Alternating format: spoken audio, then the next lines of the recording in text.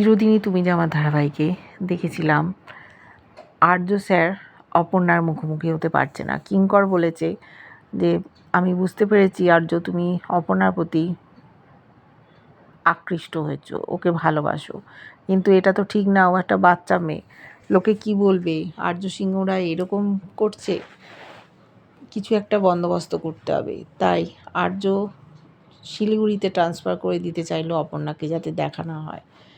কিঙ্কর ভেবেছে যে তুমি তাহলে শিলিগুড়িতেই চলে যাবে, তোমার সাথে আমার বন্ধুত্ব শেষ হয়ে যাবে। বলো না আমি শিলিগুড়িতে যাব না। অপর্ণারও ঘুম নেই। এদিকে অফিসে যখন এসছে আর্য ওকে বলেছে প্রমোশন দিয়ে শিলিগুড়িতে পাঠানো হচ্ছে। অপর্ণা বুঝতে পেরেছে আর্য স্যার মুখোমুখি হতে পারছে না, নিজের মনের কথা বলতে পারছে না। ও তখন বলেছে আমি শিলিগুড়ি যাব, কিন্তু তার আগে একটা চ্যালেঞ্জ করতে চাই। 24 ঘন্টা আমরা কেউ কারোর সাথে কথা বলবো না, দেখা করব না।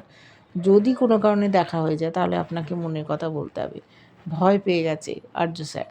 কিঙ্কর আর মীরা প্ল্যান করেছে কী করে আর্যকে আটকানো যায়। ওদিকে সন্তু আর ওর বোন দুজনে ভাবছে এদের দেখা করাতেই হবে। কি করবে ওরা, আমরা দেখতে থাকবো।